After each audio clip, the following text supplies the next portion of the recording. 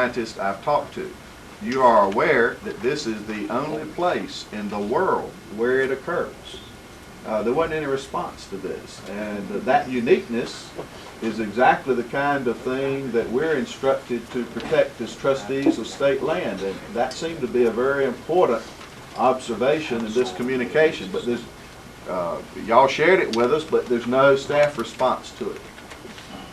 Mr. Commissioner, the Hazardous Waste Management Commission met for 10.5 hours over at the Civic Center and discussed this issue more than any other issue at all, and that's the issue about wetlands. In that review process, we reviewed the very map that you're talking about that Mr. Leonard sent along. We reviewed the maps that had been created by the National Wetlands Inventory Maps, as well as maps that had been sent along by the Site Designation Review Committee from Granville County, and the Commission's own contractor who had been out personally on the site. The gentleman said to us that the mapping that we had from the on-site work was the most accurate description based on the Corps of Engineers' review of the methodology.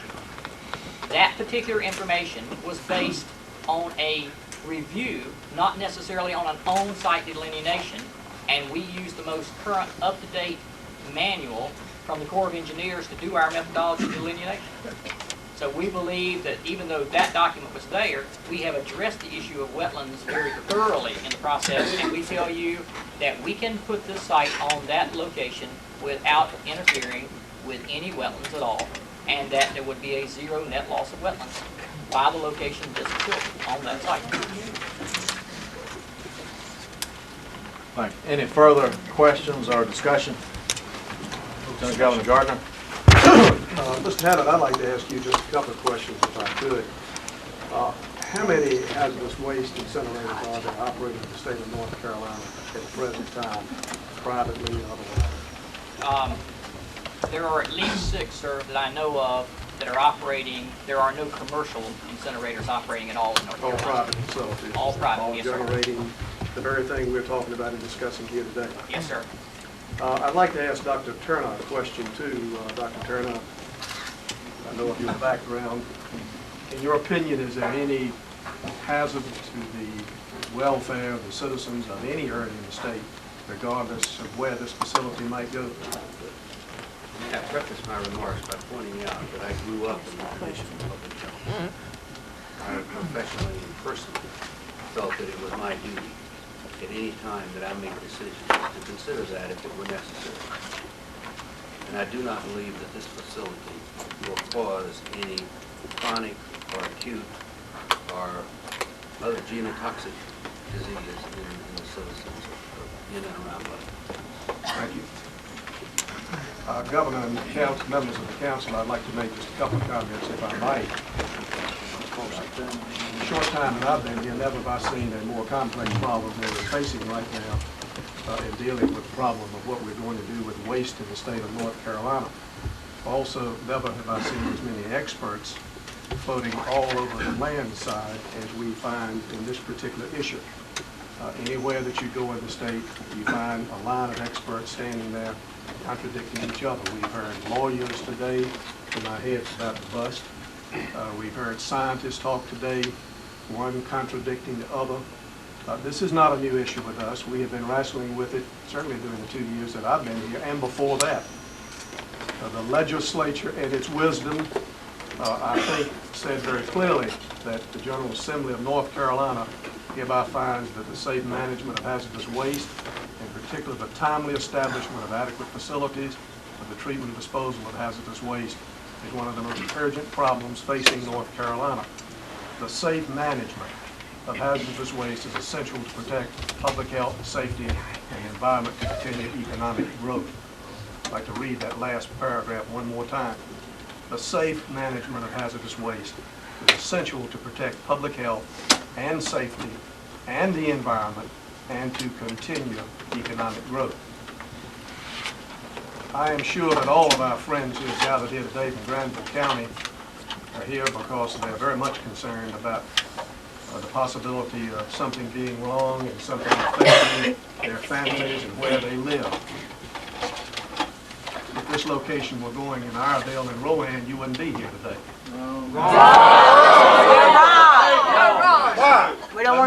I received yesterday a letter from the Rowan Iredell County Commissioners asking us to approve this site. They don't monitor. I want to point that out for this reason. We've got people here from Iredell. Let's have order, please. Everybody in the state of North Carolina knows we have a problem. They know we're going to have to do something about it. They don't want it in their own backyard. And what I am concerned about today, and I guess I have been as concerned as anybody in the state about the ability to be able to protect the health and the welfare of the citizens. I have met numerous times with Secretary Colby to make sure, as our Secretary of State has just said, that we never, ever have another situation happen like Caldwell County. I am not a scientist, not a lawyer either, thank goodness. But I want to tell you that it's a very hard thing to be able to make a decision when everybody who is so-called specialists tell you one thing or another. It is my opinion that the General Assembly of the state of North Carolina has done all it can do. It formed the commission, it gave them a set of rules and regulations, it funded $3 million of the taxpayers' money to do something, and now we arrive at a point that it looks like that it can go back to the General Assembly. It is my strong belief that it ought to go on state property.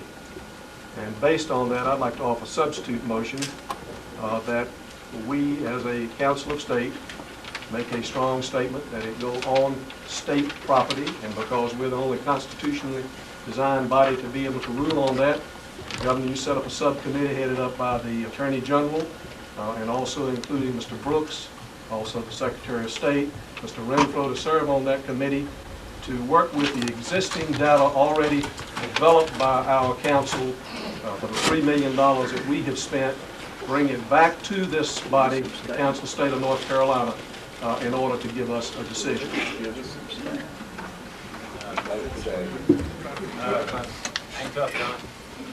Hearing no second, the motion, the substitute motion. Governor, I call for the question on original motion. The motion before us is on the motion to approve the conveyance of this site designated as a preferred site, Umstead Farm property, from the Department of Agriculture to the Hazardous Waste Management Commission. We'll ask for a show of hands. All those who are in favor of the motion will vote by raising your right hand. Hands up. Hands up. Hands up. Hands up.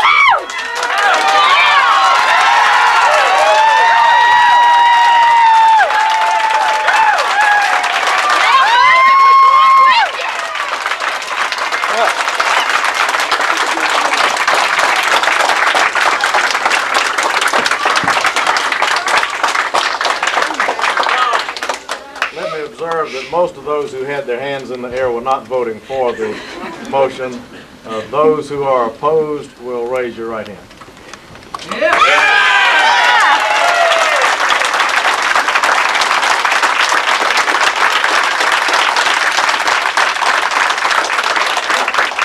With the sounds of the applause meter ringing in our ears, the motion is defeated on a vote of 2-7. Before we adjourn, I'd like to make a couple of other observations so that you know where we stand. The North Carolina General Assembly has recognized that there is a need for facilities to be established in this state. They recognize it would be very difficult to find a site for such a facility, and that there would be very few who would be willing to step forward to endorse any site. Therefore, they saw to it that a commission was established which would consist of people who had no axe to grind other than the public health of this state. That commission has worked long and hard, has produced a recommendation that this is the only site which can be designated as a preferred site. The preferred site cannot be upgraded to a final site unless the permits are applied for and all the permits received, an environmental impact statement received.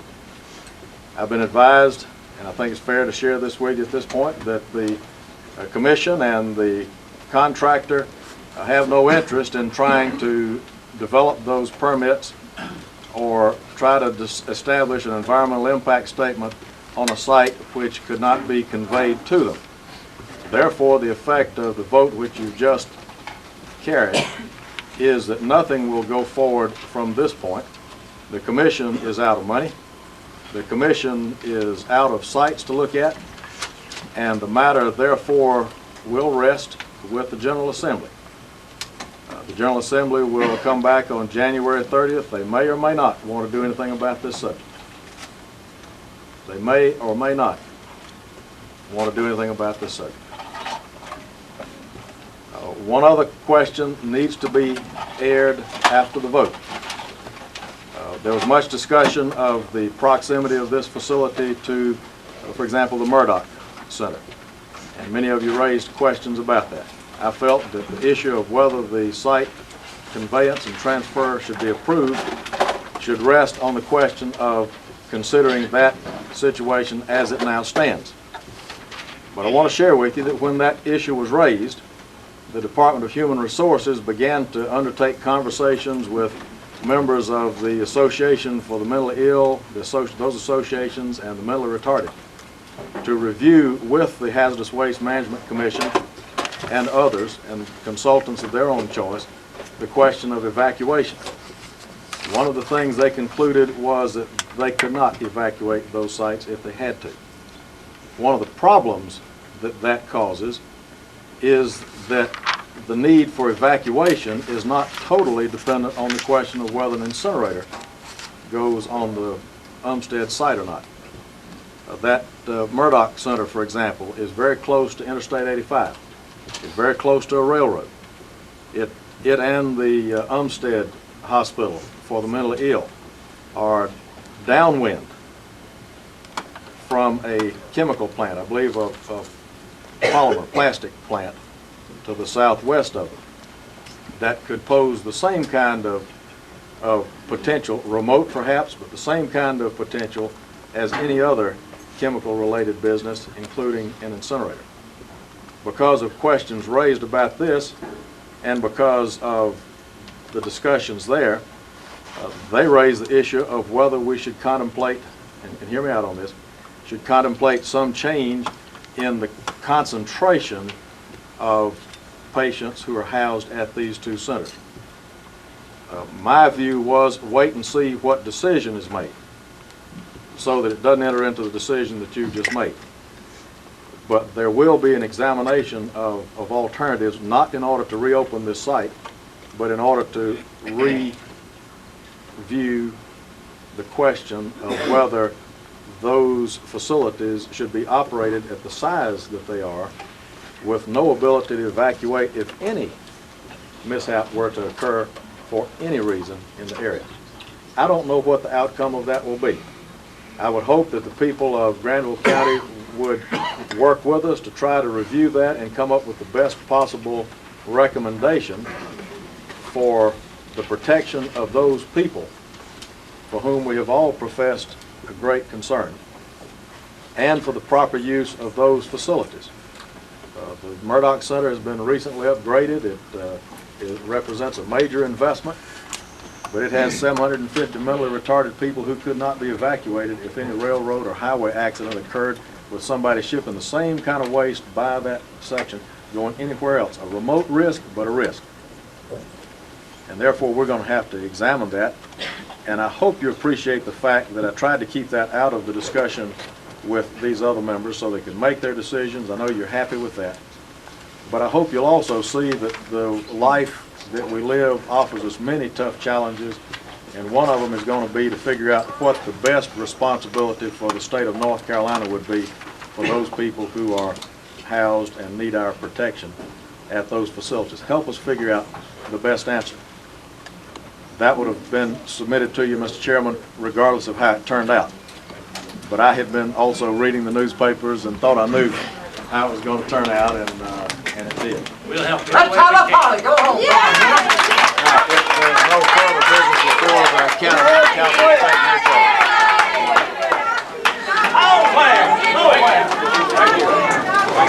A couple of advice from these folks out in the audience, and then let's go downstairs. Well, square zero, right? I feel like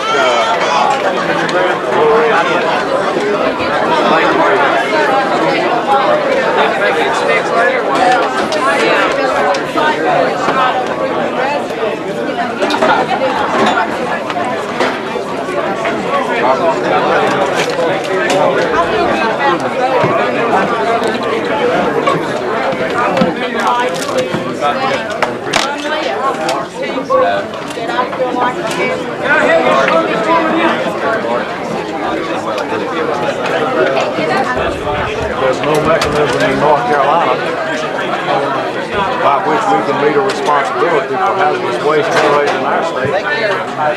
And therefore, it's up to them whether they're going to take care of our responsibilities for us. How would you feel if you were a citizen of South Carolina, down there something, and you didn't want that landfill near you because you're afraid of what it might do to the underground water in your neighborhood? How would you feel if another state says, we're going to continue sending it to you, we're going to use the United States Constitution to force you to take waste that should not go in a landfill, it ought to go in an incinerator, and we're going to force you to take it because the neighboring state doesn't have the ability or the courage or whatever to make a responsible decision?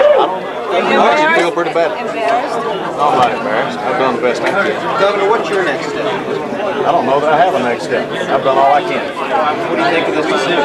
Well, majority rules. This is constitutional democracy, and submitted to the vote. The state provides that land conveyances have to be approved by the Council of State. Now the question is, when's Hennig going to quit? Right? That's the man, he did it.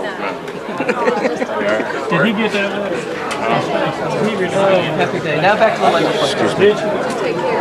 We did.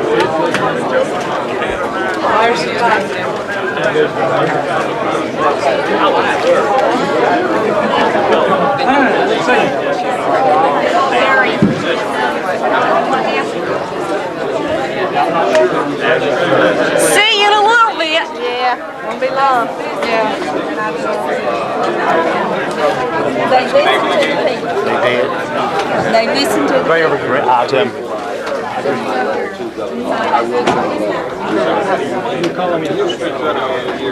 I've spent 5 years. I started back in 1985. The process is far ahead, and I've been involved in it. The process has been carefully Rob, ThermalKEM, what's going to happen now? I mean, we had your hopes that you'd get something, at least something going by now, and it's not going. Well, I think that it's encouraging today that the members of Council of State all agree that a site needs to be selected. I think that was unanimous. They all agree that that needs to happen. This is a difficult process. It's very difficult, and we certainly understand the concern of citizens, and at the same time, I think our elected officials understand the need to do proper, safe hazardous waste management. From the company standpoint, we're continue to be a partner of the state and continue to work with the state. People say that Victory incineration will never go here as long as they keep fighting. I don't know how to react to that. Incineration is the best demonstrated available technology. EPA says so. In fact, they require that about 80% of hazardous waste be incinerated.